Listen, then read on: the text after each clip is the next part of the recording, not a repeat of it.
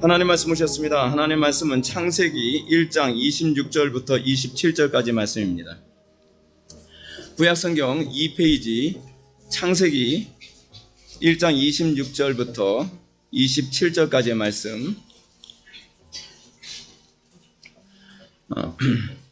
찾으셨으면 제가 봉독하겠습니다.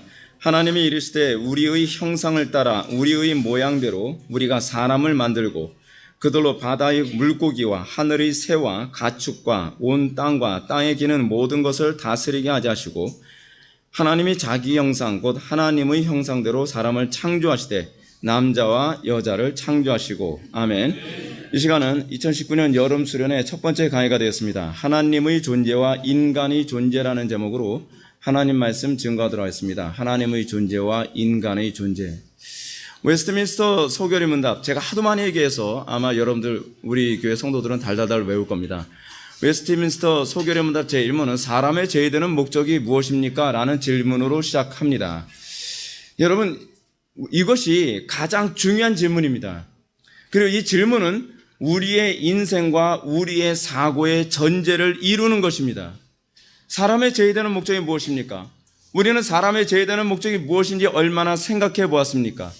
우리는 사람의 제의되는 목적에 관해서 우리는 얼마나 고민하며 살아가고 있습니까?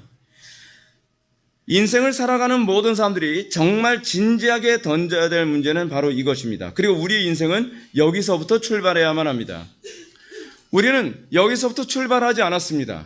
우리의 인생에 있어 가장 심각한 문제, 그리고 우리의 인생에 있어서 수많은 부작용이 일어나는 문제, 오늘날 이 사회, 이 한국 사회의 전반적인 모든 문제에서 나타나는 부작용과 문제의 원인은 사람의 제의되는 목적이 무엇인가에 관해서 질문을 던지지 않았고, 그것에서 진지하게 고민하지 않은 것이 오늘날 이 사회, 이 한국 교회, 그리고 이 대한민국 현실의 가장 심각한 문제의 원인이 바로 여기에 있습니다. 애석하게도 우리는 오랜 세월 동안 교회를 다녔다고 하지만 사람의 제의되는 목적이 무엇인가에 관해서 진지하게 고민해 보지 않았습니다. 저는 웨스트민스터 소교리 문답 중에 제1문을 가장 중요한 교리 중에 하나라고 저는 생각합니다. 사람의 제의되는 목적이 무엇일까요? 사람의 제의되는 목적이 무엇일까요? 우리는 그것을 또 생각해보고 또 생각해보고 또 생각해 봐야만 합니다. 웨스트민스터 소교리 문답 제1문에 대한 대답은 이것입니다. 하나님을 영화롭게 하는 것과 영원토록 그를 즐거워하는 것이다. 자, 여기서 중요한 사실은 무엇입니까? 인생의 최고의 목적, 또 지고적인 목적인 과연 무엇인가? 하나님이라는 사실입니다. 인생의 지고의 목적은 하나님입니다. 우리는 이렇게 질문을 던집니다. 아니, 왜 내가 목적이 아니라 왜 하나님이 목적이어야만 합니까? 우리는 태어날 때서부터 우리는 어떻게 생각합니까? 우리는 내가 목적이라고 생각합니다. 나의 행복이 목적이고 나의 삶이 목적이고 내가 행복한 다음에 그 다음에 다른 사람의 행복을 돌아보는 것이고, 내가 풍요로운 다음에 다른 사람의 가난함을 돌아보는 것이고, 내가 여유가 있을 때 그 다음에 고민하는 사람을 돌아보는 것 아닌가요? 아니, 내가 없는데 어떻게 하나님을 생각합니까? 1차적으로는 내가 더 중요한 것 아닌가요? 우리는 그렇게 시작을 합니다. 우리는 일단은 나라고 하는 존재에 대한 안정감 다음에 그 다음에 2차적으로 하나님을 생각하자라고 생각합니다. 자, 그런데 웨스트민스터 소교리 문답 제1문은 뭐라고 얘기합니까? 아니라는 겁니다. 우리 인생의 제일 목적, 우리는 과연 무엇부터 생각해야만 하는가? 나인가 하나님인가? 아담과 하와의 가장 심각한 문제가 무엇이었습니까? 아담과 하와는 나부터 시작을 했습니다. 내 욕구부터 시작했습니다. 나의 만족부터 시작을 했습니다. 그리고 그 다음에 하나님이라고 생각을 했습니다. 이것이 모든 비극의 시작이었습니다. 자, 오늘 본문은 왜 사람이 하나님 중심으로 살아야만 하는가? 아니, 인생의 제일 되는 목적이 왜 하나님이라고 우리는 생각해야만 하는가라고 하는 부분에 관해서 오늘 본문에 이렇게 얘기합니다. 하나님이 이르시되 우리의 형상을 따라 우리의 모양대로 우리가 사람을 만들고 그들로 바다의 물고기와 하늘의 새와 가축과 온 땅과 땅에 기는 모든 것을 다스리게 하자 하시고, 하나님이 자기 형상 곧 하나님의 형상대로 사람을 창조하실 때 남자와 여자를 창조하시고. 제가 사실은 성경에서 가장 좋아하는 성경이 창세기 1, 2, 3장입니다. 창세기 1, 2, 3장이 없으면 아무것도 풀리지가 않습니다. 인생의 목적이 무엇인지, 인간이란 어떤 존재인지, 그리고 인간은 왜 존재하고 어떻게 존재했는지, 그리고 인류의 시초는 무엇인지 우리는 아무것도 해답을 찾을 수가 없습니다. 우리는 전제를 1, 2, 3장에서 찾습니다. 1, 2, 3장이라고 하는 전제를 잃어버린 다음에 우리는 아무것도 해석할 수 없습니다. 자, 오늘 본문에서 사람이 하나님을 인생의 목적으로 삼아야 되는 이유를 첫 번째로 이렇게 얘기합니다. 우리가 이 세상에 존재하도록 하신 분이 하나님이시기 때문이라는 겁니다. 우리의 존재를 하나님이 결정하셨습니다. 하나님이 신적으로 작정하셨고 그리고 우리가 이 땅에 존재하게 하셨습니다. 하나님이 먼저 존재하신 것이고 그 다음에 하나님에 의해서 우리가 존재하게 된 것입니다. 그렇다면 하나님을 먼저 우리의 목적으로 삼는 것이 논리적 순서로 맞는 것이지요. 하나님이 먼저 존재하셨기 때문입니다. 두 번째로 우리가 하나님의 형상대로 창조되었기 때문입니다. 우리의 형상대로 하나님을 신을 만든 것이 아닙니다. 우리는 이것을 우상이라고 얘기합니다. 성경은 우리에게 뭐라 얘기합니까? 하나님이 하나님의 형상으로 우리를 창조하셨다라고 얘기합니다. 그렇기 때문에 사람이 인생의 문제, 삶의 딜레마를 해결할 수 있는 유일한 길은 하나님으로 돌아가는 것뿐입니다. 하나님을 아는 것뿐입니다. 하나님 안에 모든 해답이, 솔루션이 거기에 다 있다는 것입니다. 하나님께로 돌아가지 않으면 우리는 어떠한 해답도 찾을 수가 없습니다. 하나님이 우리 존재의 뿌리고 하나님이 우리의 인생의 해답입니다. 하나님께로 돌아가지 않으면 우리는 아무것도 해결할 수 없습니다. 오늘날 기독교의 문제가 무엇입니까? 오늘날 이 사회의 문제가 무엇입니까?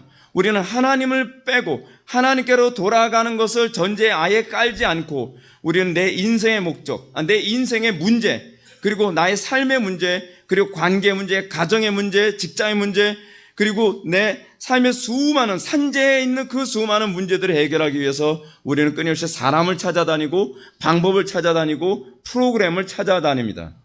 그러면서 우리는 어떻게 됐죠? 그것을 찾아다니면서 점점 우리의 인생이 파괴되어지고 망가지고 점점 어두워지고 있는 것을 보게 되지 않습니까? 인생에 있어서 인류 역사에서 인생의 답을 찾았다고 하는 사람들은 다들 하나님을 만남으로 찾았습니다. 하나님이 우리의 뿌리이기 때문에 그렇습니다. 하나님이 원형이고 우리는 그 원형에 의해서 나온 존재입니다. 그렇기 때문에 우리는 하나님에게로 돌아가는 것 이외에 다른 방법이 없습니다. 그렇기 때문에 사람의 제일 되는 목적이 무엇입니까? 그것은 바로 하나님이라고 얘기하는 것입니다. 저는 오늘 웨스트민스터 소결의 문답을 강해하기 위해서 이 설교를 하는 것이 아니기 때문에 소결의 문답 1문에 대해서 전반적인 해석을 할 의향은 없습니다. 그러나 핵심은 이것입니다. 우리는 하나님께로 돌아가야만 합니다. 그것만이 살 길입니다. 이 대한민국이 하나님께로 돌아가면 이 대한민국이 살아납니다. 가정이 하나님께로 돌아가면 살아납니다. 문제는 하나님께로 돌아가지 않기 때문에 수많은 문제들이 파생되어져서 나온 것입니다. 예로부터 사람들은 인간이 어떤 존재인지 알고 싶어 했습니다. 그 이유는 인생이 불행한 이유를 해결하기 위해서였습니다. 그렇습니다. 이 땅에 태어난 모든 사람들이 항상 가지고 있는 고민이 뭔지 아십니까? 우리의 인생은 왜 불행한가 하는 것입니다. 철학에서 여러분 목적하게 되면 철학의 목적은 무엇일까요? 항상 행복의 문제입니다. 왜 행복을 목적으로 삼을까요? 행복하지 않기 때문에 그렇습니다. 행복하지 않기 때문에 철학의 주제, 철학의 목적이 행복이에요. 그래서 여러분들 수많은 복잡한 철학들이 수도 없이 쏟아져 나오지만 그 수많은 복잡한 철학의 궁극적 목적은 무엇이냐 하면 그래, 어떻게 해야지 행복할 수 있다는 거야? 라고 하는 것에 관해서 수많은 사람들이 고민한 결과를 수두룩하게 쌓아놓은 것이 바로 철학입니다. 근데 그 철학에서 행복할 수 있는 방법이 무엇일까라고 하는 것에 관해서 사람들은 이렇게 접근합니다. 자, 그러면 우리가 행복하기 위해서는 그러면 우리는 이 질문을 던져야 된다. 사람은 무엇인가? 어떤 존재인가? 우리가 어떤 존재인가를 알게 되면 비로소 우리는 행복할 수 있지 않겠느냐라고 하는 결론에 도달하게 됩니다. 이건 어떤 면에서 굉장히 현명한 접근입니다. 근데 현명한 접근인데 문제는 무엇이냐면 사람이 어떤 존재인가를 알려면 사실은 어디로 가야 되죠? 원형으로 가야 되죠. 원형이신 하나님께로 돌아가면 해결이 되는데 문제는 철학자들에겐 계시가 없었습니다. 성경이 없었다는 얘기예요. 그들에게 성경이 없었기 때문에 그들은 하나님께로 돌아가는 것이 아니라 사람에 대해서 수도 없이 다른 추론을 끄집어냅니다. 여러 가지 경험, 그리고 여러 가지 데이터를 종합한 결과 사람은 이런 존재인가 봐 라고 그냥 주관적인 결론을 딱 내립니다. 그리고 나면 여러분, 사람은 어떤 존재인가에 관한 전제가 한번 딱 잘못 만들어지면 그 다음서부터는 막 망가지기 시작하는 거예요.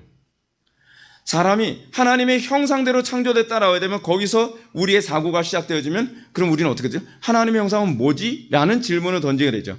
하나님의 형상이 뭐지? 라고 하는 것에 대한 대답이 나오면 그 다음 그러면서 계속적으로 우리는 이 질문에 의해서 우리는 어디에 도달하게 되냐 하면 그리스도께로 도달하게 되는 것입니다.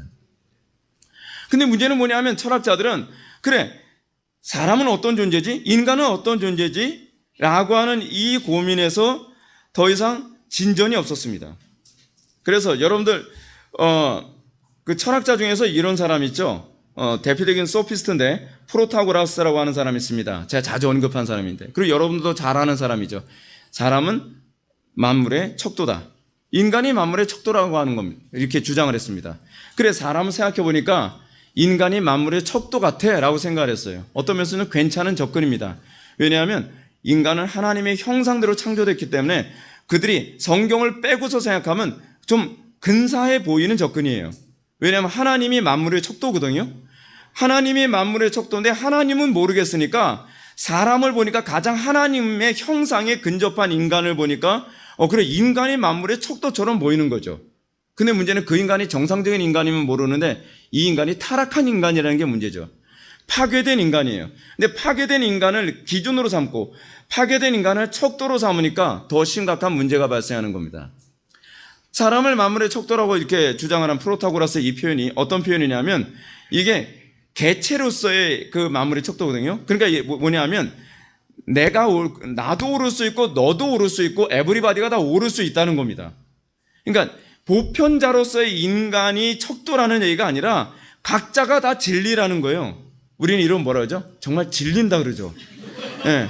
그렇게 얘기하면 곤란하죠. 어떻게 여러분 나한테 진리고 저 사람한테도 진리인데 서로가 다른 진리를 가질 수 있죠? 예를 들어서 제가 이걸 마이크라고 제가 봤습니다. 저는 이건 마이크라고 얘기해요. 근데 어떤 사람에겐 아니 이건 스피커야 라고 얘기를 해요. 그럼 너도 오를 수 있고 나도 오를 수 있는 건가요? 아니죠. 하나는 틀린 거죠. 그렇지 않으면 둘 다 틀릴 수 있든지. 제가 지금 말씀드리는 건 형식 논리학 가지고 제가 말씀드리는 거예요. 근데 우리는 이런 사고 없이 우리는 그냥 그래, 인간은 만물의 척도야. 우리는 진리는 인간 개개인들의 생각에 의해 규정되는 거지. 내가 오를 수도 있고 너도 오를 수 있어. 우리는 틀렸다 맞았다 하지 말고 우리는 각자가 옳다고 생각해. 이렇게 얘기하니까 어떻게 됩니까? 사람들이 망가지기 시작합니다. 인간을 이렇게 규정한 결과 사람들이 소통할 수 없게 되어져 버리고 말죠. 각자가 스스로 만물의 척도 노릇을 하니까 어떻게 됩니까? 분쟁과 갈등이 심화됩니다. 왜 그렇죠? 여러분 어떨 때 싸우죠? 서로 의견이 다를 때 싸우잖아요. 각자 자기 생각이 다 옳다는 거예요. 근데 이 문제가 뭐냐면 이게 우리가 뭐 별로 피곤하지 않을 땐 그래 너 옳다고 쳐줄게. 그러면 그쪽에서 그래 너도 옳다고 쳐줄게. 그 서로 분쟁하지 않죠. 그래서 오늘날 우리나라 사회 어떻습니까? 서로 존중해 주자. 여러분 서로 존중해 주자라고 하는 이런 얘기가 나오면서 우리는 무슨 표현이 나오냐면 소통이라는 표현이 나오게 됐습니다. 소통이라는 표현이 이게 철학적인 용어인데 이게 무슨 얘기냐면 너도 오를 수 있고 나도 오를 수 있고 서로 존중해 주자는 표현이 소통이라는 표현입니다. 여러분 소통이라는 말이 좋은 표현이 아닙니다. 예. 그냥 아무 생각 없이 쓰면 괜찮은데요. 생각 있게 쓰면 위험한 표현이에요. 절대 진리는 존재하지 않는다는 얘기입니다. 그래서 저하고 소통하려고 들지 마세요, 여러분. 예. 소통을 거기다 갖다 붙이면 좀 약간 위험해질 수 있어요. 근데 문제가 뭐냐면 별로 피곤하지 않고 별로 손해보지 않고 별로 어려운 문제가 없을 때는 그래 너도 오를 수 있고 뭐 예를 들어서 이걸 리모컨이라고 하든 라디오라고 하든지 그래 네 마음대로 생각해. 뭐 별 문제 없어요. 근데 어떨 때 문제가 생기죠? 이게 예를 들어서 리모컨이라고 얘기하지 않으면 죽는 상황이 됐을 때 그땐 심각한 문제가 발생하는 거예요. 그럼 어떻게 하죠? 박 터지게 싸우는 거죠. 박 터지게 싸우는 거예요. 왜요? 절대 진리를 인정하지 않는 거예요. 나도 옳고 너도 옳다고 생각한다면 어떤 사람에게 이건 반드시 리모컨이어야 되고 어떤 사람에게 이건 반드시 스마트폰이어야 되고 어떤 사람에게는 반드시 이것이 라디오여야 되는 거예요. 왜냐하면 그렇지 않으면 나한테 손해가 생기든지 그렇지 않으면 내 목숨에 위협이 왔다 갔다 하게 되니까 그런 것이죠. 여러분 문제가 뭐냐면 행복이 항상 문제입니다. 여러분 우리는요 왜 만물의 척도라고 얘기하고 너도 존중해주고 나도 존중해줘 얘기할까요? 그렇게 하면 행복할 거라고 생각한 거예요. 그것이 인간을 그렇게 생각한 거예요. 그래서 여러분은 어떻습니까? 아니 너무 옳다 그러다 자꾸 얘기하지 마. 그러니까 너 때문에 불행해지잖아. 소위 오늘날 사람들이 생각하는 게 그거 아닌가요? 서로 행복하게 해준다. 여러분들은 목사에게 뭘 원합니까? 여러분들이 맞았든 틀렸든 여러분들이 행복하게 해주길 원하지 않나요? 그게 오늘날 이 시대 사람들이 가지고 있는 대표적인 사고방식이에요. 그래서 목사님이 절대적으로 옳은 소리 옳다 그러다 얘기하지 말라는 거예요. 한 번은 제가 스타디를 갔는데 스타디에 어떤 장로님 한 분이 꼈습니다. 근데 그분이 우리들끼리 막 대화를 나누는데 그 목사님이 절대라는 말을 굉장히 잘 사용하는 거예요. 절대. 근데 절대라는 말을 사용하니까 이 장로님이 굉장히 기분이 거슬렸어요. 이 장로님이 이거에 거슬리면 곤란하잖아요. 그죠?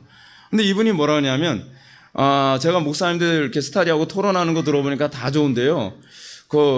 우리 목사님 자꾸 이렇게 절대라는 말을 해서 굉장히 듣기가 거슬리더라는 거예요.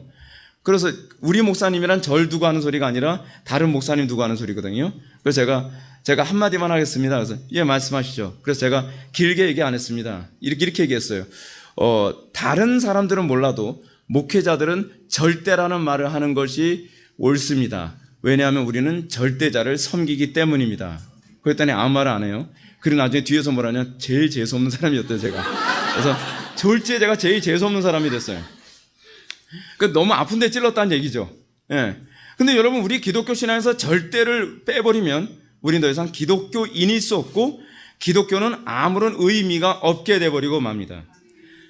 사람들은 이 중대한 문제가 발생하거나 개개인의 이해득실이 생길 때는 절대적으로 옳은 것이 있어야 된다고 하는 것에 대해서 사실은 그때는 동의합니다. 그런데 자기가 행복하기 위해서 절대적으로 옳은 것에 관해서 얘기하지 말자고 합니다. 왜요? 인간은 어떻게 생각을 했기 때문에 각자가 만물의 척도라고 생각하게 됐기 때문에 그런 거예요. 자, 이런 상대주의적 사고를 하려는 철학적 시도가 이제는 점점 더 발달해서 이제 해결에게로 갑니다. 해결에게 와서 갈등과 대립을 통해 좀 더 진리에 가까운 결과를 도출할 수 있을 거라고 생각했습니다. 여러분, 제가 이제 주의사항, 워닝, 약간 주의사항을 하나 드리겠습니다. 우리가 이 여름 수련회는요, 조직신학을 제가 강의하는 거다 보니까 조금 어려울 수 있어요. 조금 어려울 수 있으니까 인내하고 이를 악물고 들으셔야 되고, 좀 어려운 얘기 때 졸지 마세요. 예. 이거 들으셔야 돼요. 왜냐하면 오늘날 한국교회가 이 무식함 때문에 망가진 거거든요. 이 무식함이 심각한 범죄 행위라는 걸 여러분 아셔야 됩니다. 왜냐하면 청교도들이 이런 얘기했어요. 무지야말로 큰 죄악 중에 하나다. 상당수의 모든 오류는 우리의 무지 때문에 들어오는 경우가 많습니다. 그렇기 때문에 제가 여러분들에게 힘들어도 여러분들이 어려워할지라도 이런 얘기를 하는 거예요. 자, 헤겔이 무슨 얘기했다고요? 헤겔은 지금 막연한 낙관론자였습니다. 어떤 낙관에 도달합니까? 이 의견과 이 의견이 대립을 하게 되면 이 의견이 정의라고 하면 다 아는 얘기죠. 이게 정의라고 얘기한다면 이제 반이죠.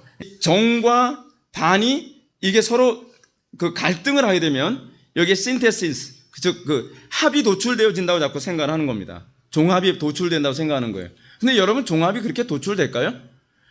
여러분, 이게 문제가 뭐냐면 사변이 가져다주는 위험성이 바로 여기 있습니다. 그리고 왜 이 헤겔의 추론이 잘못됐냐면 전제가 잘못됐기 때문에 그래요. 그러니까 나중에 제가 논리학 같은 거 얘기할 때 좀 언급하겠지만 하여간 전제가 잘못되면 추론은 반드시 잘못될 수밖에 없습니다. 하여간 결국 이 헤겔은 이런 식으로 정과 반이 계속 갈등하면 어떻게 된다고요? 점점 더 행복해질 거라고 생각을 한 거예요. 그래서 여러분, 해결주의자들에게 영향을 받은 마르크스주의자들은 어떻게 생각합니까? 남자와 여자는 끊임없이 갈등해야 행복한데요. 갈등하니까 행복합니까? 행복이 아니죠. 나중에 갈라서 버리죠. 그렇죠? 선생님과 학생이 끊임없이 갈등을 해야 행복해진다는 거예요. 근데 뭐라고 얘기하냐면 행복하지 않던데요? 라고 얘기하니까 이 공산주의자들이나 마르크스주의자들은 뭐라 하냐면 과정이라는 거예요. 아니 근데 도대체 언제까지 과정이에요? 도대체 망할 때까지 과정이라는 게 문제인 거예요. 한 번도 이 과정에서 좋은 결과를 도출한 적이 없는데 합을 했더니 점점 파괴되어져 가는 거예요. 여러분, 우리나라 안에서요, 소위 마르크스주의자들에게 나타나는 가장 심각한 특징이 뭔지 아십니까? 지금 우리나라 사회, 경제, 문화, 도덕성 계속 파괴되고 무너지고 있죠. 근데 그들에게 어떤 반응이 나오죠? 잘 돼가고 있는 거야. 이건 과정일 뿐이야. 근데 이 과정일 뿐이야라고 하는 이 낙관주의적 사고가 사실은 이게 바로 마르크스주의예요. 이 사고에 의해서 어디까지 가요? 완전히 박살날 때까지 가는 거예요. 여러분들은요, 이 사람들이 고생하면 깨달을 거라고 생각하죠. 깨닫지 못합니다. 왜냐하면 인간이 타락한 본성의 특징이 뭐냐면 끊임없이 낙관으로 가는데 언제까지 낙관을 가냐면 지옥에 갈 때까지 낙관을 가요. 그게 마귀가 노리는 수법이거든요. 이 마르크스주의적인 이런 사고가 계속 영향을 줘서 사람들은 점점 더 불행해져 가는데 사람들은 그러죠. 마치 이거와 같아요. 우리는 도박을 합니다. 도박을 하다가 한 100만 원을 잃었어요. 100만 원을 잃으면 뭐가 생각나요? 본전 생각이 나죠. 그러면 낙관론을 또 품습니다. 100만 원을 잃었지만 내가 친구한테 100만 원을 빌려가지고 내가 지르면 또 바로 200만 원이 들어올지? 여러분, 이게 우리의 낙관이거든요. 참 이상하죠. 여러분, 도박을 해가지고 100번을 해가지고 돈을 잃었으면 우리는 자동적으로 결론이 어디로 가야 되죠? 해봐야 소용이 없구나로 가야 되잖아요. 근데 그렇지 않아요. 우리는 어떻게 가냐면 이게 인간이 타락한 소위 낙관론적 사고 때문에 나타나는 현상인데 100번을 실패했어도 101번째는 될 거라고 생각하는 거예요. 그러면서 인간은 멸망을 향해서 계속적으로 갑니다. 우리는 사람들이 이렇게 생각합니다. 우리나라 사회가 여러분들 제가 인터넷에서 댓글 담궈본 이런 얘기 많이 봅니다. 망해야 정신 차린다고요. 아니요. 인간의 존재는 망해도 정신을 못 차립니다. 여러분들이 베네수엘라 사람들 보면 아시겠지만 베네수엘라 사람들은 망해도 정신을 못 차립니다. 정신을 차리게 하시는 분은 복음밖에 없습니다. 하나님밖에 없습니다. 하나님께서 조명해 주시지 않는 한 우리는 끊임없이 망가집니다. 여러분들 보시죠. 오늘날 우리나라 사회는 이 페미니스트들 끊임없이 모든 관계를 계속 파괴시켜 나가고 자기 인생을 다 파괴시켜 나갑니다. 그런데 그들은 낙관론을 포기하지 않습니다. 결과적으로 언젠가는 행복해질 거야. 이러다가 정말 좋은 시대가 오겠지. 근데 좋은 시대는 결코 오지 않습니다. 우리는 하나님 앞에서 철저히 굴복해야만 합니다. 이것이 성경이 우리들에게 가르치는 바입니다. 자, 근데 이런 사고가 어디에 영향을 줘서 피비린내를 나게 만들었냐면 1789년, 외우기 쉽죠? 1789거든요. 제가 숫자 감각이 굉장히 없는데 프랑스 대혁명 연도는 기가 막히게 외웁니다. 왜냐하면 789거든요. 1789. 1789년에 프랑스에서 대혁명이 일어났습니다. 여러분, 이 대혁명이 일어난 이유가 뭐죠? 우리는 끊임없이 갈등을 하면 소위 유토피아가 건설될 것이라고 생각했던 이 사고방식에 영향을 준 겁니다. 근데 이 영향이 나중에는 어디에 영향을 주죠? 마르크스주의에 영향을 주는 거거든요. 이 문제는 루소나 로크 같은 사람이 문제입니다. 나중에 이름 짓 때 그렇게 비슷한 이름도 짓지 마세요. 이제 과학 문명이 비약적으로 발전해야 되는 오늘날엔 인간을 일종의 어떤 존재로 보죠? 인간을요? 물질로 이해하기 시작을 합니다. 여러분, 처음에 우리는 어떻게 시작했습니까? 인간은 어떤 존재인가? 인간은 만물의 척도인가? 근데 만물의 척도라고 생각했는데 문제가 점점 더 심각해져 가는 거예요. 점점 더 심각해져 가니까 이제는 인간을 어떤 존재로 보기 시작합니까? 인간은 그냥 일종의 물질이야 라고 하는 상태까지 가기 시작을 했습니다. 인간은 그냥 호르몬과 물질의 집합체, 물이 좀 섞여 있고요. 물이 좀 많이 섞여 있죠. 그렇죠? 물이 좀 많이 섞여 있고 단백질도 좀 있고 호르몬의 집합체 정도로 이렇게 이해하는 그런 존재를 이해합니다. 영혼이라는 거 그런 거 없다는 거예요. 사랑 그런 거 없죠. 신이라는 것도 없다고 봅니다. 인간을 유물론적으로만 이해하는 사람들은 영혼은 그냥 인간의 정신활동일 뿐이야. 그걸 영혼이라고 이름을 붙인 것뿐이지 라고 그렇게 얘기합니다. 또 사랑이라는 것은 단순히 호르몬 작용에 불과하다는 거죠. 그래서 어떻게 좋아하는 여자, 좋아하는 남자 보면 한동안 뇌에서 호르몬이 막 분비돼가지고 정신없이 좋아하다가 호르몬 끊기면 끝나는 거야. 여러분, 문제는 뭐냐면 이런 식으로 우리의 사고가 바뀌어가면서 인간에 대한 존엄성이 점점 사라지기 시작한다는 겁니다. 이 사람들은 신을 뭐라고 보죠? 신이란 또는 하나님이란 존재도 실제로 존재하지도 않는 대상을 현실에서 벗어나기 위해 존재하는 것처럼 만들어낸 개념이라는 거예요. 뭔가 의지하고 싶은 존재를 만들었다는 거죠. 이런 인식은 인간을 원숭이에서 좀 더 진화한 존재로 이제 비하하기 시작을 합니다. 인간 존재를 이제는 어디로까지 낮추는 거예요? 이제는 물질에서 이제는 짐승 수준까지 낮추는 거예요. 왜냐하면 인간은 진화했다 그러니까요. 우리는 아메바에서 진화하고 요즘 이 진화론 잘 안 먹혀 들어가니까요. 요즘에 진화론이 여러분 알고 계세요? 진화론도 분파가 엄청 많아졌어요. 그러니까 이 소진화까지는 설득력이 있는데 대진화에서 설득력이 없어져 버리니까 이제는 진화론이 어느 쪽으로 사람들을 설득해 들어가기 시작하냐면 자유 경쟁을 통한 그 종족 보존과 관련된 개념으로 얘기를 해요. 적자 생존. 예, 적자 생존으로 표현합니다. 그러니까 틀렸으면 항복을 하시지. 자꾸 여기다가 이상한 이론 체계를 계속 만들어내고 있는 거예요. 그러면서 여러분 댓글 달아보세요. 진화론자들한테. 댓글 달면 이런 소리 합니다. 진화론에 대해서 제대로 모르면 댓글도 달지 말래요. 아니, 진화론에 대해서 모르는 것이 아니라 니네들이 진화론을 또 만들었잖아. 우리는 그렇게밖에 얘기할 게 없는 거예요. 근데 인정을 안 하죠. 예. 자, 하여간 이런 인간의 인식은 점점 인간의 존엄성을 없애버리고 인간은 어떤 존재를 만들어버리죠? 비인간화 되기 시작을 하는 거예요. 비인간화. 인간이 이렇게 이해하려는 사람들에게 행복은 그럼 뭐가 되죠? 인간은 짐승이에요. 인간은 그냥 물질일 뿐이에요. 그럼 우리에게서 행복은 뭐죠? 짐승적인 행복을 추구하면 되는 거예요. 여러분, 왜 사람들이 점점 짐승적으로 가는지 아십니까? 우리는 이렇게 생각합니다. 너무 쾌락에 몰입한 나머지. 아니에요. 굉장히 철학적인 의미가 그 밑바탕에 내포되어 있는 거예요. 여러분들, 히피족들도요, 우리는 괜히 마약한다고 생각을 하죠. 몽롱한 거 즐기느라고. 아니요, 그게 다 철학이에요. 철학과 관련해서 히피족들이 마약을 하게 되고 그런 거예요. 근데 우리는 겉의 현상만 보고서 저놈들은 바보 같은 놈들. 아니요. 잘못된 철학이 그 영혼을 파괴시켜서 그런 거거든요. 자, 그러면 어떻게 되죠? 우리가 인간은 짐승에서 진화한 거라고 하면 우리에겐 도덕성도 필요 없죠. 우리가 행복을 추구하려면 어떻게 해야 되는 거예요? 그냥 짐승하고 다를 바가 없으니까 일단 잘 먹어야 돼요. 그리고 잘 살아야 돼요. 그리고 걱정 없이 살면 되는 거죠. 그러면 행복할 거라고 생각합니다. 근데 문제가 뭐냐면 행복해지지가 않는 거예요. 여러분들 집에 개 키워보셨죠? 개들은 그럼 되게 행복해합니다. 잘 먹어주고 잘 재워주고 그리고 나중에 우리가 먹을 수도 있는데도 불구하고 그냥 굉장히 행복하게 살아갑니다. 그런데 그게 왜 그러냐? 그 개들에게는 하나님의 형상이 없기 때문에 그렇거든요. 근데 우리에게는 하나님의 형상이 있기 때문에 짐승처럼 사는 거로 행복해지지가 않아요. 우리는 거기에는 더 심한 공허감이 우리에게 덮쳐오죠. 자, 이것이 바로 소위 유물론자들이 생각하는 인간이란 어떤 존재인가에 관한 인식이거든요. 자, 여기서 저는 이 설교의 주제에서 약간 좀 벗어나긴 하지만 잠시 유물론자들이 신의 존재를 인간이 고안해낸 관념이라고 주장하는 것이 얼마나 잘못된 것인지를 좀 더 제가 설명하고 논증하고자 합니다. 여러분들이 잘 아는 스티븐 호킹이라고 하는 분 있죠? 그 세상 떠나셨죠? 근데 스티븐 호킹이라는 사람이 빅뱅 이론을 얘기하면서 신 존재를 부정해야만 했었어요. 왜냐하면 빅뱅을 주장하려면 신이 존재하면 안 되는 거거든요. 그래서 신이 존재하지 않는다는 것을 입증하기 위해서 이런 말을 했습니다. 고대의 사람들은 자연 법칙에 무지했기 때문에 자연의 공포스러운 현상이나 불가사의하면서 그들의 삶을 지배할 신이 필요했다.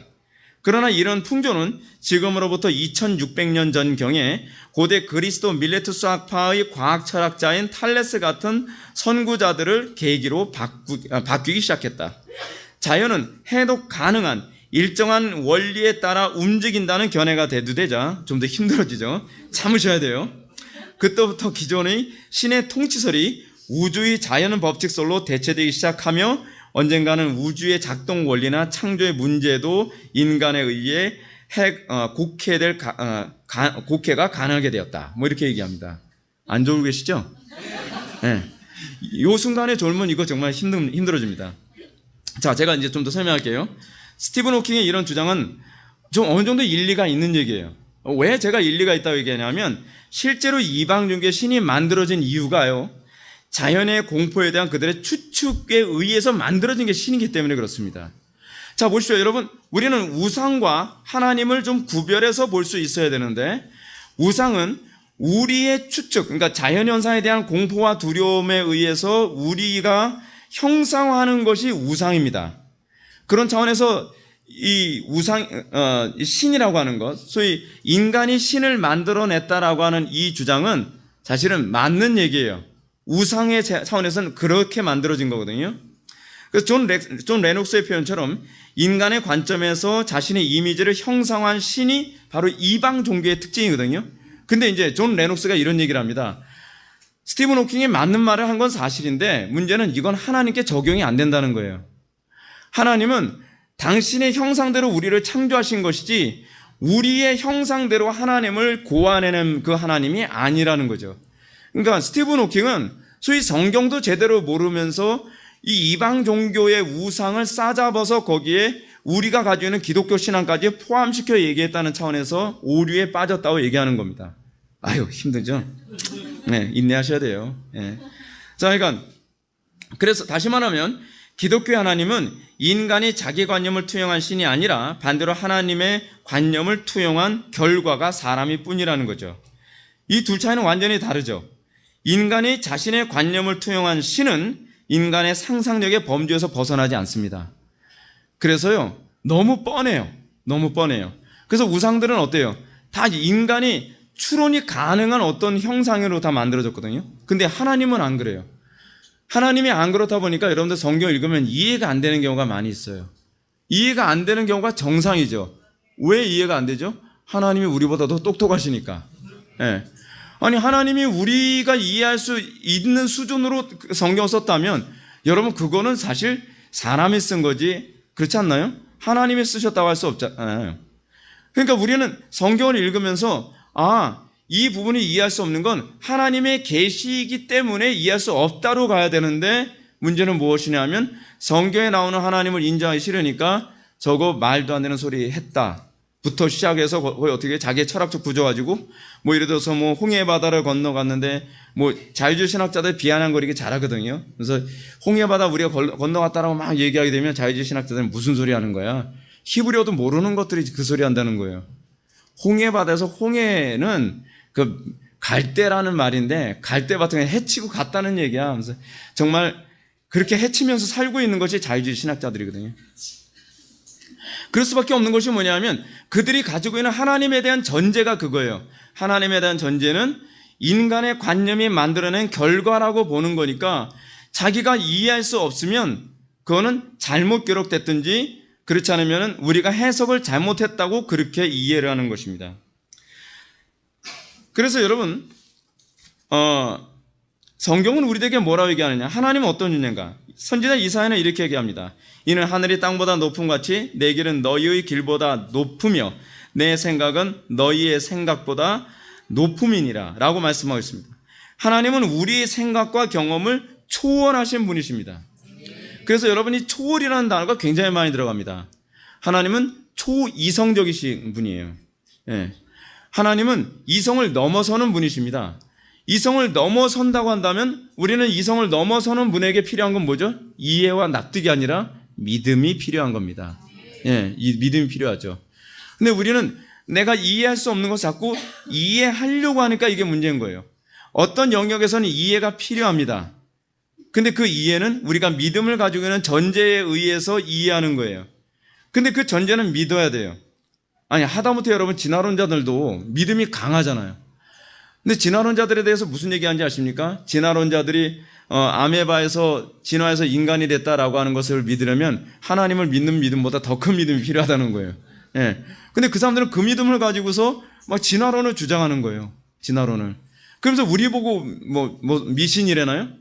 아니, 자기네들 더 큰 믿음을 가지고서 주장하라면서 말이에요. 우리가 더 과학적이죠. 침대가 과학인 것보다 더 대단한 과학은 우리 기독교가 더 큰 과학입니다. 근데 사람들이 인정을 안 하는 거예요. 인정을.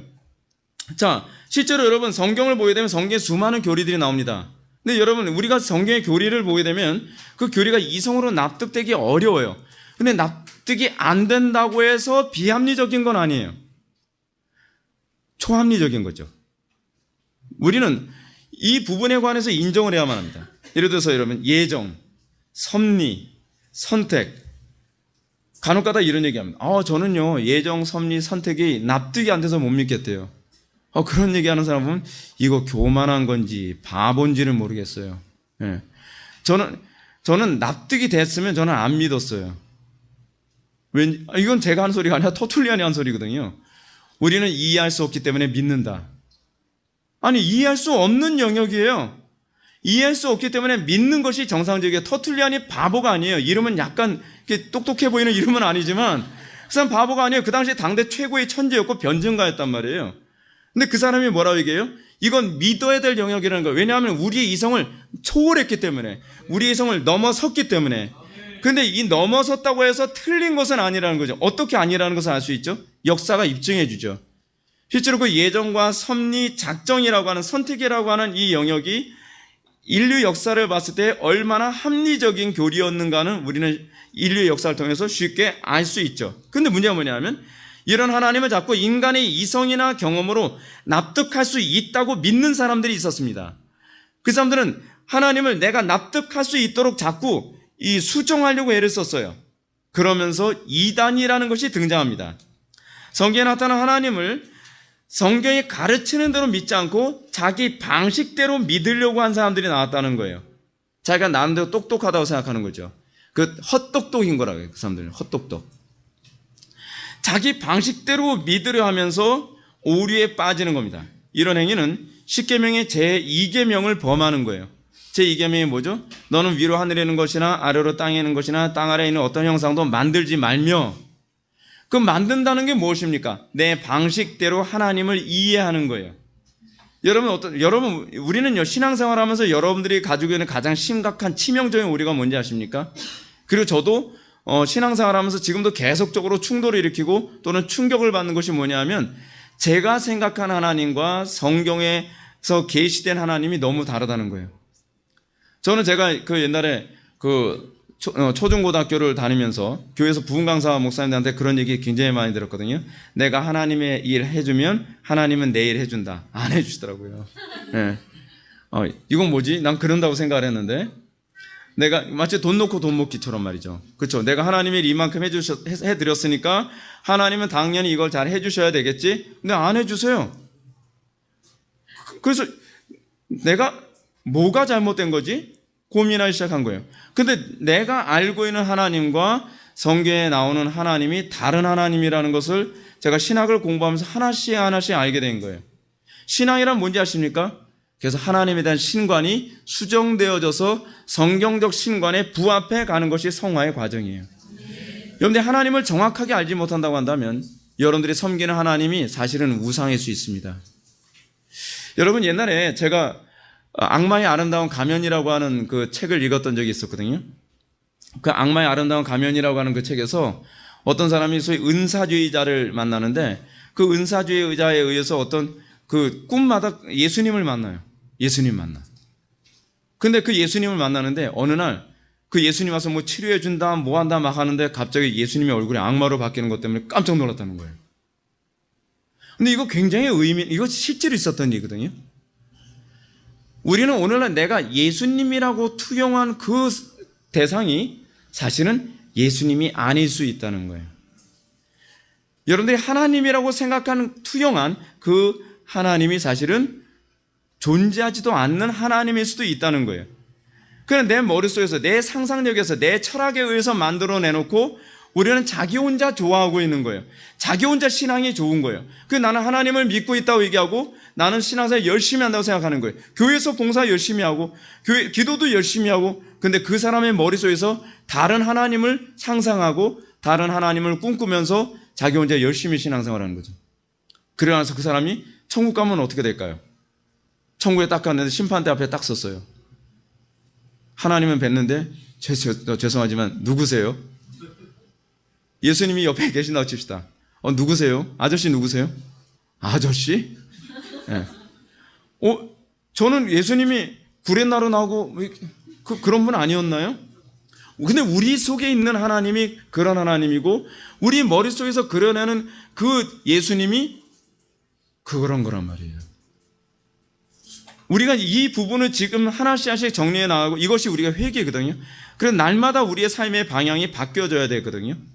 제가 서론에서 뭐라 말씀드렸죠? 우리는 어디로 돌아가야 된다고요? 하나님께로 돌아가야 된다는 거예요.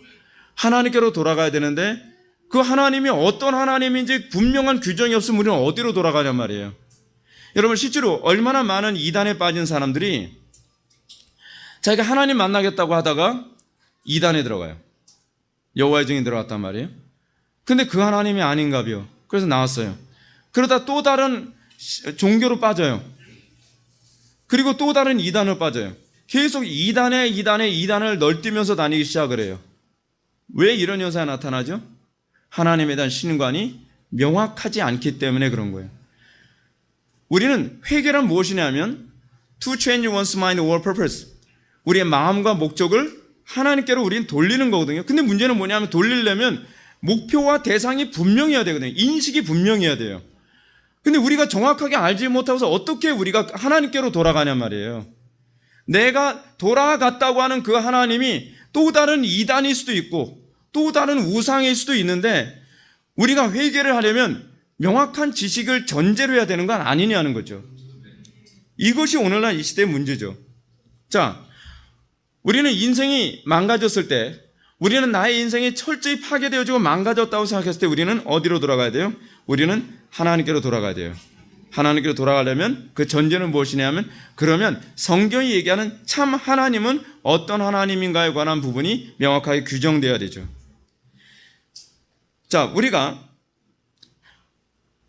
우리의 인생의 문제를 해결하는 것이 하나님께로 돌아가야 되는 이유는 뭐냐면 우리가 하나님의 형상대로 창조됐기 때문에 그렇습니다. 그래서 원본이신 하나님께로 찾아갔을 때 비로소 인생의 모든 문제 거기서 해결이 비로소 가능해집니다. 왜죠? 여러분 기계가 고장났을 때 여러분 어떻게 기계를 고칩니까? 고장난 기계를 계속 들여다본다고 여러분 기계가 고쳐지나요? 아니죠. 원래 설계도를 봐야죠. 원본을 봐야죠. 원래 기계가 어떻게 만들어졌는지를 알고, 여기서 이게 끊어졌구나, 또 여기서 이것이 잘못됐구나라는 걸 알 수 있죠. 우리의 인생의 문제에 있어서도 우리가 어디서부터 잘못되는가를 알려면 우리는 하나님께로 돌아가 봐야만 알아요. 하나님께로 돌아가게 되면 우리는 이런 현상이 나타납니다. 내가 교만했구나. 내가 어리석었구나. 내가 지혜롭지 못했구나. 내가 사랑이 없었구나. 하나님께로 돌아가기 전에는 나는 괜찮은 존재라고 생각을 했어요. 근데 원본이신 하나님께로 돌아가 보니까 나는 하나서부터 열까지 회로가 다 잘못됐다는 거죠. 인생이란 마치 뭔지 아세요? 너무나 잘못된 회로를 이제 다시 하나님을 만나서 하나씩 고쳐나가는 거예요. 그래서 인생이 바뀌어나가죠. 생각이 바뀌어나가죠. 삶이 바뀌어나가는 것입니다.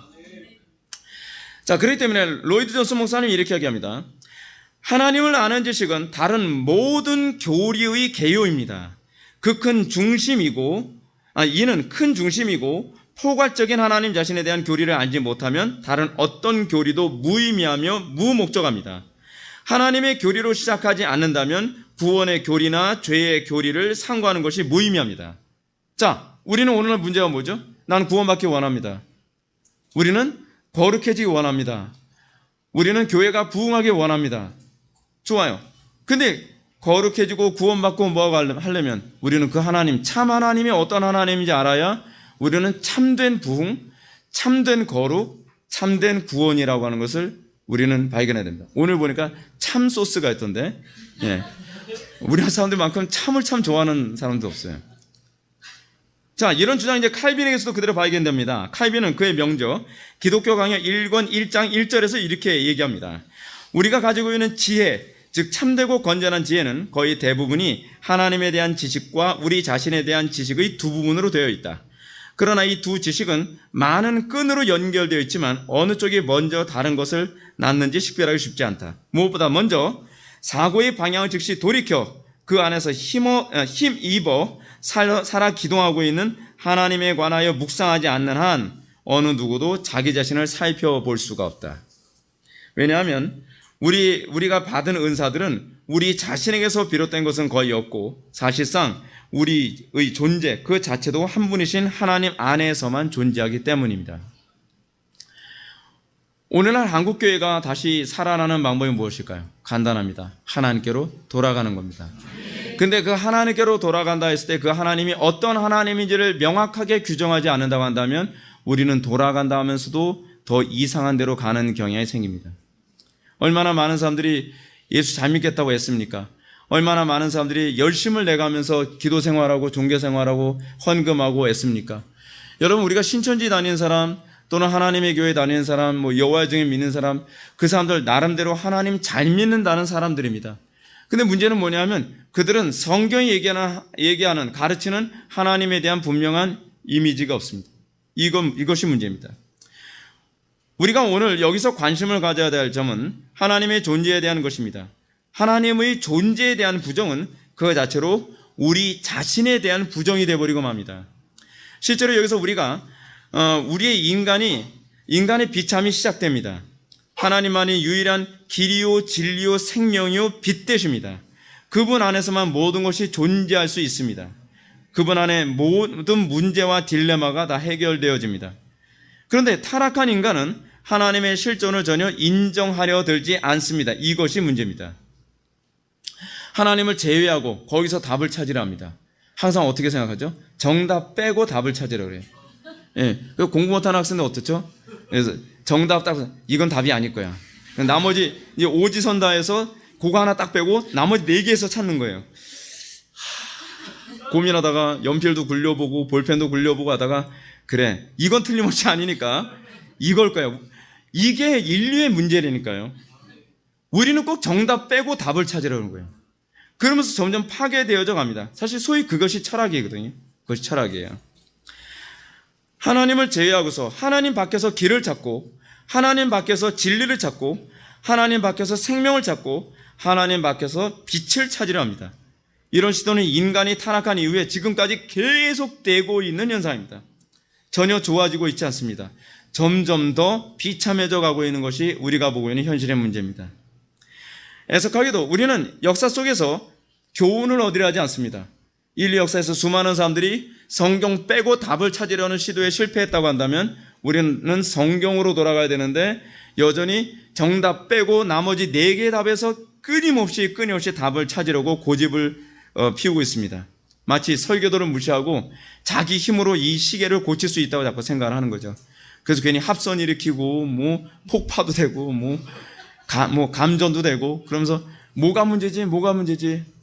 아니 옆에 설교도 있는데 이 성경이라고 하는 설교도 있잖아요. 이거 보면은 뭐가 문제인지 아는데 괜히 잘못 만져가지고서 감전돼서 잠깐 병원에 누워있다 오고 왜 그 짓을 하란 말이에요? 왜요? 이것이 오늘날 인류의 문제 아닌가요? 인류의 문제? 사랑하는 성도 여러분, 다음 시간에 우리가 하나님의 속성에 대해서 살펴보겠지만 하나님의 속성 가운데 하나는 보이지 않으시다는 겁니다. 보이지 않으시다는 말과 존재하지 않는다는 말은 별개 문제입니다. 여러분, 보이지 않기 때문에 존재한다는 말이 성립될 수 있나요? 보이지 않는다는 것과 존재하지 않는다는 것은 별개 문제죠. 왜죠? 보이지 않는다는 것은 단지 내 시신경이 그것을 감지하지 못할 뿐이라는 거예요. 근데 우리는 놀랍게도 보이지 않으니까 하나님은 존재하지 않는다라고 하는 결론으로 사람들이 쉽게 도출하죠. 우리는 하나님이 보이지 않으시기 때문에 존재하지 않는다고 생각하는 것은 오류라고 생각해야만 합니다. 이건 굉장히 어리석습니다. 이것이 얼마나 어리석고 그릇된 사고인지는 이미 고대 철학자들도 입증한 바 있습니다. 고대 수많은 철학자들은 도리어 보이는 것이 더 거짓일 수 있다라고 증명한 사람들이었습니다. 그 사람들은 오히려 뭐라고 얘기하죠? 보이지 않는 참된 진리의 세계가 존재한다고 생각을 했습니다. 그건 뭐라고 했죠? 이데아라고 얘기하든지 보편자라고 얘기하든지 일자라고 얘기하든지 그런 얘기를 했습니다.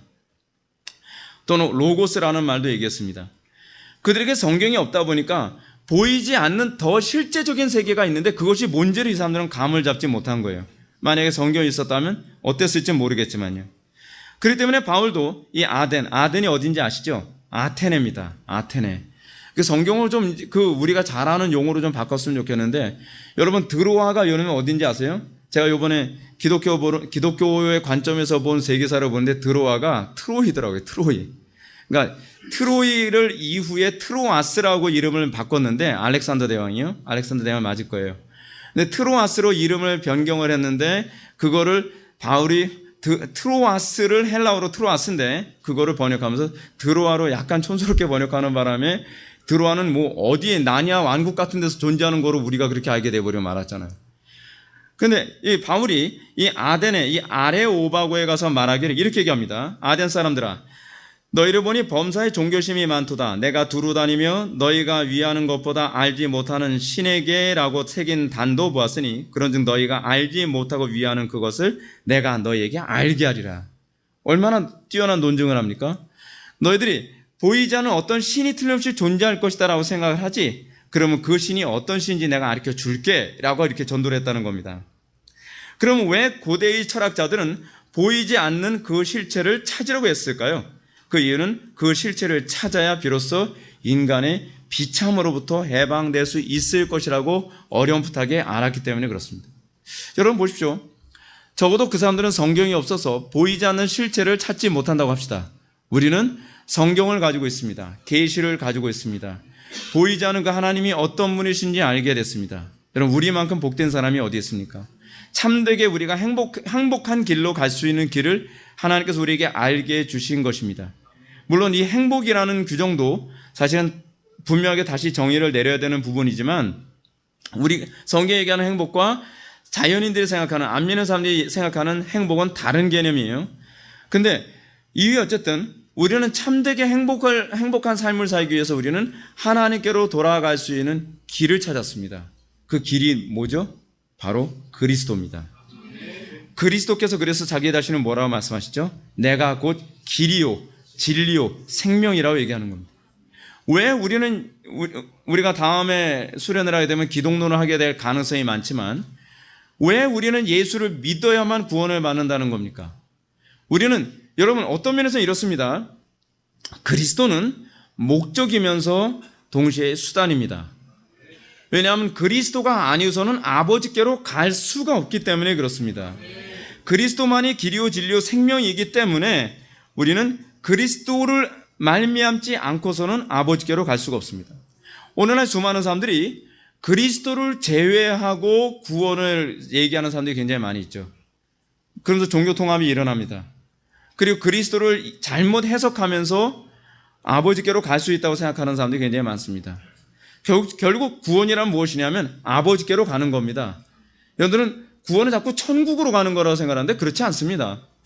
성경에서 얘기하는 구원이란 결국 아버지께로 돌아가는 겁니다. 그래서 회개라는 용어가 나오는 거예요. 아버지께로 돌아오면 살 길이 열릴 것이다. 아버지께로 돌아오면 구원을 받으리라는 거거든요. 근데 그 아버지께로 돌아가는 유일한 길이 예수님이시기 때문에 예수님만 믿으라고 얘기하는 겁니다. 자, 그러면 우리가 하나님의 존재란 어떤 것인가 한번 생각해 봅시다. 전통적으로 가톨릭과 아르미니안 교회들은 하나님의 존재를 증명하는 것으로 신학을 시작합니다. 이것을 소위 신존재 증명이라고 얘기하죠. 신존재 증명. 걱정하지 마세요. 저 이거 안 할 거예요. 우주론적 논증, 목적론적 논증, 도덕론적 논증 그런 거 안 할 거예요. 근데 우리는 이것이 우리의 관심사가 아니에요. 가톨릭은 어떻게 생각했냐면 가톨릭이나 아르미니안주의자들, 사실은 가톨릭은 아르미니안적입니다. 근데 가톨릭이나 아르미니안주의자들은 어떻게 해야 구원을 받는다고 사람들이 생각을 했냐면, 어떻게 해야 믿음이 생긴다고 생각을 했냐면 하나님이 존재한다는 것을 입증하면 저 사람들이 예수를 믿을 수 있을 거라고 생각을 했어요. 왜 사람들이 그렇게 생각했냐 한번 보십시오. 이 사람들은 전제가 있거든요. 인간의 이성은 타락하지 않았을 거라고 생각하는 거예요. 인간의 이성은 아직까지 좀 어느 정도 좀 쓸만하다고 생각을 하는 거죠. 그래서 예수의 신부들 같은 경우에는 이성적으로 저 사람들을 납득시키고 이성적으로 저 사람을 설득시키면 구원받게 할 수 있을 거라 믿어요. 회심시킬 수 있을 거라고 생각합니다. 그러면 여러분 우리는요 신존재 증명으로 전도를 하면 안 된다는 얘기예요.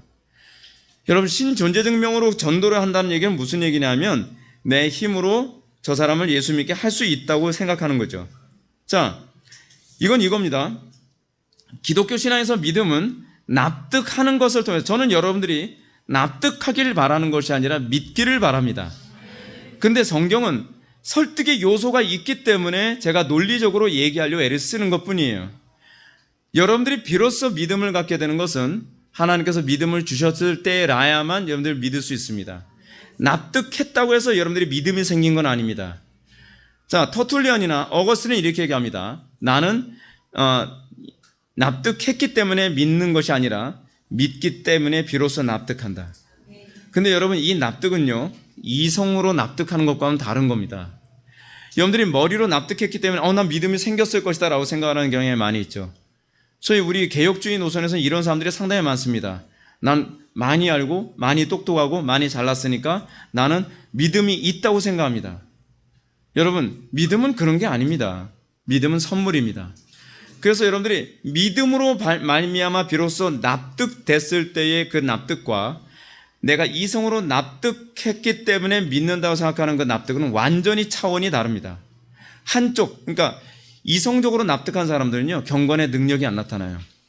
경건의 능력이 안 나타나면 뭐만 나타나냐면 맨날 말만 하고 돌아다녀야 잘한다고요. 근데 진정한 그리스도인은 어떠냐 하면 믿음으로 비로소 납득한 사람은 경건에서 능력이 나타납니다. 예, 능력이 입이 아니라 몸으로 나타나는 거예요. 여러분, 우리 그리스도인들이, 우리 그 개혁파 교회가 정말 조심해야 되는 것이 뭐냐 하면 내가 입으로 어떤 지식을 잘 나열하기 때문에 내가 하나님을 믿고 있을 거라고 절대로 생각하면 안 된다는 거죠. 자, 로이드 존스 목사님이 이렇게 얘기합니다. 성경의 이런 논증들이 절대로 믿음을 이루지 못한다고 가르친다는 거죠. 왜냐하면 믿음은 하나님의 선물이기 때문에 그렇습니다. 여러분들, 믿음을 갖기 위해서 노력해야 되는 것이 아니라 믿음을 갖기 위해서 은혜를 구해야만 합니다. 그것이 여러분들이 믿음으로 향하는 방법입니다. 제가 우리 교회 성도들한테 맨날 하는 소리가 있습니다. 제발 좀 의지 사용하지 말라고요. 여러분들이 의지를 가지고 믿을 수가 있는 것이 아닙니다. 여러분들이 의지를 가지고 믿습니다 하면 믿어지는 것이 아니에요. 여러분들이 의지를 가지고 믿었다고 하는 사람들 특징은 뭐냐면 율법주의적으로 나타나요. 야, 그 정도도 못해? 야, 그 정도 절제력이 없어? 야, 그 정도로 도덕적이지 못해? 이런 정죄를 상당히 잘합니다. 왜냐하면 내 힘으로 믿었으니까. 근데 은혜로 선물로 믿음을 갖게 된 사람은 믿음 없는 사람을 보면 어떤 마음이죠? 긍휼히 여기는 거죠. 하나님, 저 사람에게도 믿음을 선물로 주시면 저보다 더 뛰어난 사람입니다. 그걸 알거든요. 그러므로 저는 오늘날 기독교가 정말로 관심을 가져야 될 시급한 점은 하나님이 존재하느냐를 입증하는 것이 아니라 어떤 하나님이 참 하나님이냐를 입증하는 일이라고 저는 생각합니다. 교회에서 해야 되는 일은 하나님이 존재한다는 것을 입증하는 것이 아닙니다. 성경이 얘기하는 참 하나님이란 이것이답니다. 그래서 여러분들 전도할 때는요, 하나님이 존재하냐 존재하지 않냐 입증해달라는 거 가지고서 시비 붙을 필요가 없습니다. 하나님이 이런 분이시다라는 것을 입증하는 것이 더 시급합니다. 이것이 구약과 신약과 교회에서 안에서 항상 중요하게 여겼던 문제입니다. 그리고 이것이 신론의 관심사입니다. 신론에서 관심을 갖는 것은 입증이 아니라 하나님의 존재를 입증하는 것이 아니라 하나님이 어떤 분인가를 성경적으로 입증하는 겁니다. 이것을 명확하게 하기 위해서 그 다음에 등장하는 신학적 체계가 기독론이에요. 기독론 하면 잘 못 알아듣더라고요. 그리스도론이라고 하는 말을 기독론이라고 합니다. 한자로 그리스도를 기독이라고 하잖아요. 그래서 기독론 하게 되면 그리스도론을 얘기합니다.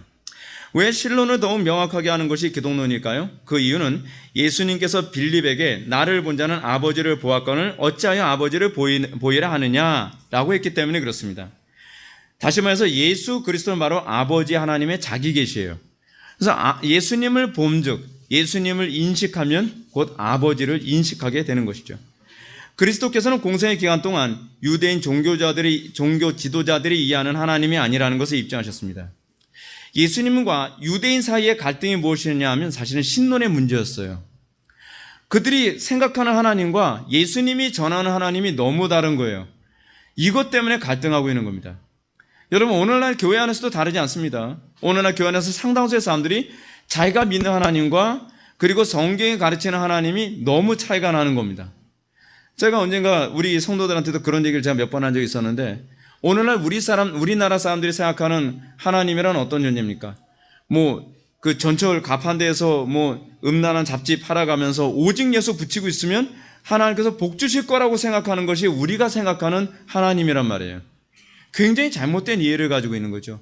종교적으로 열정을 품으면 하나님께서 뭔가 복을 주실 거라고 생각하는 지극히 이방적이고 지극히 미신적인 그런 하나님을 믿고 있는 거죠. 성경의 하나님과 너무 다릅니다. 이번 수련회 기간 동안에 우리가 정말로 관심을 가져야 될 부분이 바로 이것입니다. 오늘날 우리 기독교인의 문제는 막연히 하나님을 믿고 있다는 것으로만 만족했습니다. 나 하나님 믿어. 그럼 그 하나님 어떤 하나님인데? 라고 하면 대답을 못하죠. 우리 기독교인의 문제는 자기가 믿는 하나님이 성경의 하나님인지 아니면 자기 방식과 취향대로 만들어낸 하나님인지를 우리는 점검하려 들지도 않고 생각해 보려 들지도 않습니다. 예수님 당시에 예수님을 받게 했던 사람들은 바로 이런 사람들이었습니다. 나름대로 하나님을 잘 믿는다는 사람이었어요.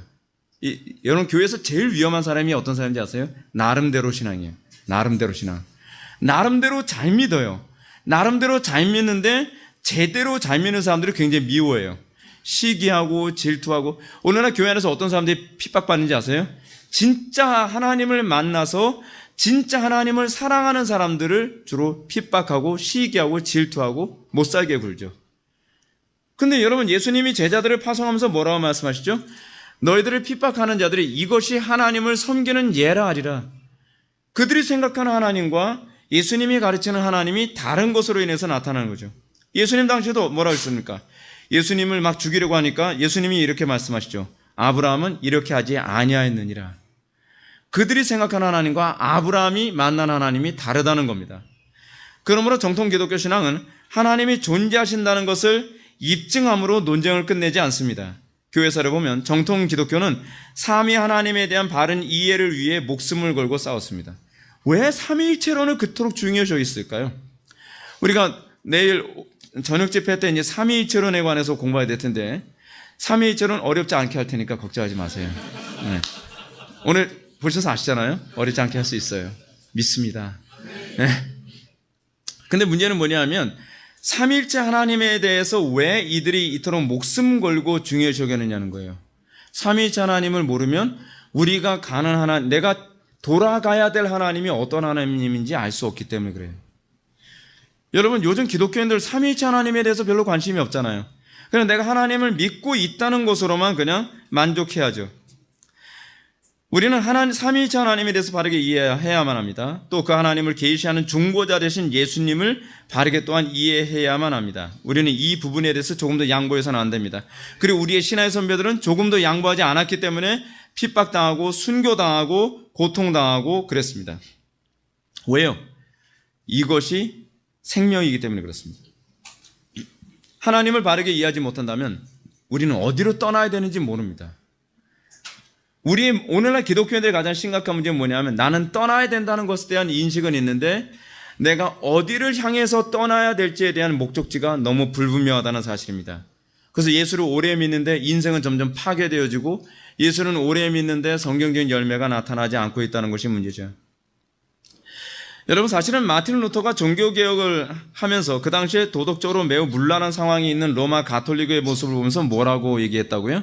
로마 가톨릭의 문제는 도덕적인 문제가 아니라 신학적인 문제라고 생각했어요. 하나님에 대한 인식 자체가 잘못됐어 라고 얘기하는 거죠. 오늘날 기독교도 동일합니다. 오늘날 기독교의 문제가 무엇입니까? 자꾸 도덕성 가지고 얘기하는 사람이 있어요. 도덕성 문제 있죠. 근데 그 도덕성의 문제 근원이 뭐냔 말이에요. 하나님에 대한 인식이 잘못됐어요. 하나님에 대한 인식이.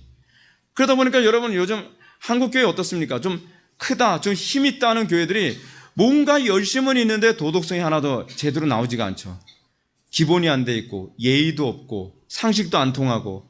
왜 그럴까요? 하나님에 대한 인식의 문제죠. 신학에 대한 문제죠. 하나님을 어떻게 이해할 것인가에 의해서 인간을 어떻게 이해할 것인가가 나오거든요. 그리고 하나님을 어떻게 이해하고 인간을 어떻게 이해하느냐에 따라서 어디로 가냐면 논리학적으로 봤을 때 가치론으로 가요. 그 가치론 중에 하나가 뭐냐면 미학과 윤리학이거든요. 내가 하나님을 이해한 만큼 이해한 방식으로 윤리가 나오고 내가 하나님을 이해한 방식으로 미학이 나와요. 그래서 오늘날 어떻습니까? 어떤 사람은 뭐 나름대로 하나님을 막 사랑한다. 하나님 너무너무 사랑해서 뉴에이지예요. 왜요? 그 사람 하나님 잘못 만난 거예요. 하나님 전 너무너무 사랑해요. 그래서 막 드럼 치면서 막 힙합 하면서 오예 하면서 그래요. 하나님을 잘못 만난 거예요. 전에 어떤 교회에서 이제 여러분들 이름 되면 다 아는 어느 교회에서 그 전도 집회를 하는데 뭐 난리도 아니에요. 수많은 젊은이들이 왔어요. 젊은이들이 왔는데 앞에서 이제 막 전도 집회 한다고 춤추면서 막 하는데 아주 신난 놈이 하나 나타났어요. 아주 신났더라고요. 그놈이. 놈이에요, 놈. 앞에 나와가지고서 힙합 추고 뭐 강당 앞에서 막 대굴대굴 구르고 머리로 도르고 뭐 난리도 아니면서 막 자기 혼자 흥분해가지고 뭐 잠바 벗어서 막 집어 던지고 그러면 앞에서 여자들 왁 소리 지르고 뭐 보면서 하나님 잘못 만났구나. 제가 이해하는 하나님과 내가 이해하는 하나님이 뭔가 많이 차이가 있는 것 같다. 우리 하나님은 그렇게 영광 받으시는 하나님이 아니거든요. 그게 미학이거든요. 하나님은 어떻게 이해했냐에 따라서 자기가 이해한 것을 그림으로 표현하고 음악으로 표현하고 예술 작품으로 표현하거든요. 또 하나님을 어떻게 이해했냐에 따라서 그것이 도덕성으로 나타나는 거죠. 예. 이것이 바로요, 신에 대한 인식과 우리의 삶의 문제. 그래서 루터가 이걸 알기 때문에 로마 가톨릭의 문제는 윤리도덕의 문제가 아니라 신학적 문제라고 진단하는 겁니다. 자, 우리는 또 하나 이렇게 한번 생각해 볼까요? 어떤 사람이 하나님을 구원파의 관점으로 이해했다고 칩시다. 하나님을 구원파의 관점으로 이해하면 당연히 무율법주의로 나오게 되어 있어요. 어떤 사람이 하나님을 안식교나 여호와의 증인처럼 이해했다면 당연히 지독한 율법주의로 나오게 되어 있죠. 교회 안에서 어떤 사람은 굉장히 지독한 율법주의로 나옵니다. 어떤 사람은 아주 지독할 정도로 무율법주의로 나옵니다. 근데 종교에 대한 열심이 있어요. 없는 것이 아니에요. 근데 그들은 그 행위를 통해서 하나님을 잘못 만났다는 걸 알 수 있어요. 여러분, 우리는 오늘 이 수련회에서 하나님을 만나기 위해서 여러분들 이 자리에 모인 겁니다. 그 먼 거리에서 아까운 시간, 남들은 해변가에서 뭐 선탠하고 무슨 뭐 선글라스 끼고 뭐 그러면서 사진 찍고 뭐 나잡아라면서 또 뛰어다니는 사람도 있고, 그러면서 시간을 보내려고 우리는 시간을 보내는 것이 아니라 딱딱한 바닥에서 우리는 에어컨 바람 쏘이지만 우리는 이런 곳에서 우리가 시간을 보내는 것은 온 우주의 창조주이신 하나님을 만나기 위해서 이 자리에 온 겁니다. 중요한 것은 이겁니다. 여러분, 무조건 은혜 받았다고 얘기하지 마십시오. 간혹가다 이런 사람이 있습니다. 뭐 은혜 받았어요, 할렐루야 하는데 은혜를 이상하게 받은 사람이 간혹가다 나타나는 사람이 있어요. 은혜를 잘못 받아가지고서 뭔가 날뛰는데 어디서 TV에서 본 그런 사람처럼 날뛰는 사람들이 있어요. 머리 풀어헤치고 날뛰는 사람들 있잖아요. 그래서 하나님 잘못 만난 것 같다. 정상적으로 만나면요, 그렇게 살 수가 없거든요. 정상적으로 만나면 굉장히 지혜롭고, 그리고 굉장히 섬세하고 인내하고, 성령께서 얘기하는 성령의 9가지 열매, 사랑이 넘치고 사랑과 희락과 화평과 오래 참음과 자비와 양선과 충성과 온유와 절제라고 하는 이런 열매가 나타나야 되죠. 그게 성령의 열매잖아요. 근데 그 열매가 나타나는 것이 아니라 이상하게 뭐 은혜 받았다, 하나님 만났다고 하는데 막 잠바 집어던지면서 막 힙합 춤추는 그런 사람이 될 수 있단 말이에요. 여러분, 우리는 왜 한국교회가 이 지경 됐냐면 그런 사람들이 나름대로 은혜 받았다고 해서 신학교 가가지고 한국교회를 다 망치고 있는 거예요. 그게 은혜 받은 거 아니에요. 제가 보니까 뭘 만나긴 만났어요. 눈동자를 보니까. 뭘 만나긴 만났는데 잘못 만난 거예요. 그러니까 여러분들 만나는 게 능사가 아니에요. 그 만난 게 딴 것일 수도 있다니까요. 그래서 제가 우리 교회 성도들 보고 맨날 하는 소리가 청교도들이 하는 얘기처럼 자기 점검이라는 거 하는 걸 자꾸 얘기하는 거예요. 내가 만난 하나님이 과연 성경이 만난 하나님이라는 거. 저는 어떤 사람이 저 하나님 만났어요. 저 부정 안 해요. 하나님 만났는데 그 하나님이 잘못된 하나님이라고 얘기하는 거예요. 그 하나님이 이 하나님이 아니라 그 하나님이 저 하나님이라니까, 그럼 그때부터 기분이 나빠지죠. 여러분, 출애굽기 32장에서 황금 송아지 사건 나오죠. 이거 굉장히 자주 제가 언급할 겁니다. 이스라엘 백성들은 애굽에서 나온 후에 하나님을 애굽의 우상처럼 황금 송아지로 만들었어요. 근데 그 사람들이 만든 게 우상 만들겠다고 만든 게 아니었어요. 여호와 하나님이라고 만들어 놓은 거예요. 그래서 출애굽기 32장 6절 보면 일찍 일어나 번제를 드리며 화목제를 드리고 백성이 앉아서 마시며 일어나 뛰놀 돌아요. 아니, 언제 이렇게 섬기라고 얘기했나요? 하나님에 대한 인식이 잘못되니까 뭐가 잘못된 거죠? 미학이 잘못 나오는 거예요. 여러분, 교회 안에서 그렇게 예배하는 사람 많잖아요. 어떤 교회는 보니까 뭐 사이키 조명 돌려가면서 애들 뭐 오예는 또 왜 나오는지, 그래서 애들은 막 춤추고 뭐 난리치고 뭐 박수치고 대굴대굴 구르고, 이게 하나님을 만난 거라고 생각을 하는 거예요. 그렇죠?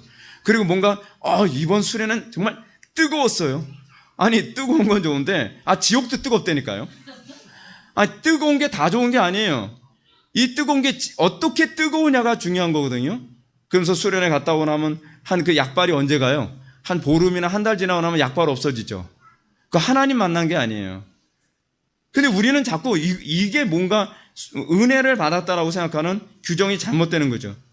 근데 이 사람들 번제와 화목제를 드리면서 여호와를 숭배한다고 하는데, 그래서 굉장히 이방 종교식으로 여호와를 숭배하죠. 먹고 마시며 일어나 뛰노는 방식. 아주 이방 종교적이죠.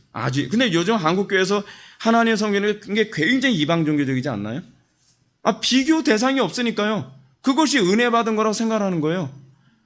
그래서 막 눈물 흘렸으면 은혜 눈물을 흘렸다 그러면 설득이 안 돼요. 목사님, 제가 눈물을 흘린 게 중요한 게 아니라 그 눈물이 왜 흘렸냐는 거예요. 제가 물어보고 싶으면 목사님은 냉정해요. 냉정한 게 아니라 왜 흘렸냐니까요. 전 그걸 알고 싶다니까요. 괜히 자기가 처량해서 울 수도 있잖아요. 그렇죠? 괜히 목사님이 기분 좋게 해주니까 감동받아서 울 수도 있잖아요. 감동 예화 때문에 울 수도 있어요. 근데 왜 울었는지는 생각하지 않고 울었다는 거예요. 참. 그럼 이제 할 말이 없는 거예요. 근데 여기서 이스라엘 백성은 이럽니다. 이스라엘아, 이는 아론이 이렇게 얘기하죠. 아론이 이스라엘아, 이는 너희를 애굽 땅에서 인도하여낸 너희 신이로다 라고 얘기하고 있습니다. 하나님은 이들에 대해서 매우 진노하시죠. 왜요? 하나님을 하나님되게 섬기지 않고 있기 때문에 그런 거 아닌가요? 하나님 모세에 이렇게 얘기합니다. 내가 이 백성을 보니 목이 뻣뻣한 백성이로다. 왜 목이 뻣뻣한 백성이라고 얘기하는 걸까요? 고집을 꺾진 않는 거예요. 하나님을 하나님되게 예배하지 않고 자기 방식대로 예배하기 때문에 목이 뻣뻣하다 얘기하는 거예요. 여러분, 이거 한국교회 교인들의 모습이에요. 그런즉 내가 하는 대로 두라. 내가 그들에게 진노하여 그들을 진멸하고 너를 큰 나라가 되게 하리라 라고 진노하십니다. 여기서 하나님께서 이스라엘에게 진노하신 이유가 무엇입니까? 하나님의 존재를 믿지 않았기 때문이 아니에요. 존재에 대한 문제가 아니에요. 하나님을 자기 방식대로 섬기는 것 때문에 진노하신 거예요. 제가 이런 얘기 하시죠. 이런 말씀 드린 적 있죠. 우리 교회 지체도 자주 들었는데 어떤 형제가 막 찬양한다면서 우리가 이렇게 기쁜데 하나님께서 얼마나 기쁘시겠습니까? 이 사람들은 안 기뻤나요? 이 사람들 막 놀고 뛰고 난리도 아닌데 이 사람도 아마 그랬을 거예요. 히브리어로. 우리가 이렇게 기쁜데 하나님이 얼마나 기쁘겠어요? 하나님 어쩌면 열받아서 그 소리 듣고 하신 걸 거예요. 난 안 기뻐. 니네들 마음대로 하나님 예배하지 말란 말이야. 내가 규정한 예배의 방식이 있어. 니네들이 기분 좋았기 때문에 내가 기분 좋았을 거라고 생각하지 말란 말이야. 너희들은 기분 좋지만 나는 불쾌라고 말씀하시는 거죠. 흥미로운 건 뭐냐면 이 사람들이 하나님께 예물을 드리거나 하나님께 희생할 때는 그렇게 인색하던 사람이 자기네들 방식으로 하나님을 예배할 때는 자기의 재물을 조금 더 아까워하지 않더라는 겁니다. 근데 왜 그 사람들은 아까워하지 않았을까요? 자기를 숭배하는 거거든요. 자기를 숭배하는 차원에서는 절대로 아무것도 아까워하지 않습니다. 사실은 그 금송아지는 나를 투영한 우상이었을 뿐입니다. 그 열심과 헌신은 자기를 섬기기 위한 열심이요 헌신에 불과했던 것이죠. 하나님을 바르게 알지 않고 하나님을 섬긴다는 것이 위험한 것이 바로 그겁니다. 사랑하는 성도 여러분, 저는 이번 수련을 통해서 여러분의 신앙이 과연 성경에서 가르치는 하나님을 섬기는 신앙인지 아니면 자기를 투영한 하나님, 다시 말해서 자기를 숭배하기 위한 종교로서 기독교를 선택한 것인지를 냉철하게 점검할 수 있는 기회가 되길 바랍니다. 성령께서 이 부분을 명확하게 조명해 주시고 애통해하고 회개하는 시간을 갖게 되길 바랍니다. 성경 우리들에게 하나님께로 돌아가는 것만이 살 길이라고 말씀하고 계십니다. 그러려면 하나님을 바르게 알아야만 합니다. 우리는 하나님을 바르고 정확하게 아는데 너무 관심이 없습니다. 하나님을 기뻐하는데도 관심이 없습니다. 우리가 진정으로 회개하기 원한다고 한다면 그건 눈물이 필요한 것이 아니라 먼저 조명이 필요합니다. 하나님이 어떤 분이신지 분명하게 이해하고 그 다음에 내가 어떤 죄인인지를 구체적이고 분명하게 깨달아서 내가 어떤 방향으로 돌아가야 될 것인지를 알게 되었을 때 여러분들의 신앙에 부작용이라는 게 생기지 않습니다.